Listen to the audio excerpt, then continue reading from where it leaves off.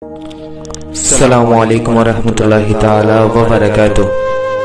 আল্লাহ পাক রব্বুল আলামিন পবিত্র কোরআনুল কারীমে বলেন, ইয়া আইয়ুহাল্লাযীনা আমানু সাল্লু আলাইহি ওয়া সাল্লিমু তাসলিমা। হে ঈমানদারগণ, তোমরা আমার দয়াল নবীর উপরে দুরূদ ও মিলাদ পড়ো। দেখেন আল্লাহ রাব্বুল আলামিন তার হাবিবকে কেমন ভালোবাসেন। তিনি নিজেও নবীজির উপর দুরূদ পড়েন এবং আমাদেরকেও বলেছেন নবীজির উপর দুরূদ পড়ার জন্য। একদিন নবীজির দরবারে চারজন ফেরেশতা হযরত জিবরাইল, হযরত মিকাইল, হযরত ইসরাফিল, হযরত আজরাইল আলাইহিস সালাম আসলেন। এসে বলতেছেন, ইয়া রাসূলুল্লাহ, ইয়া হাবিবাল্লাহ, আপনার কাছে আমরা চারজন একটা ওয়াদা করতে চাই। তখন নবীজি সাল্লাল্লাহু আলাইহি সাল্লাম বললেন, বলো তোমরা কি ওয়াদা করতে চাও। প্রথমে জিবরাইল আলাইহিস সালাম বললেন, ইয়া রাসূলুল্লাহ, ইয়া হাবিবাল্লাহ, আপনার কোন উম্মত যদি দৈনিক ফজরের পর থেকে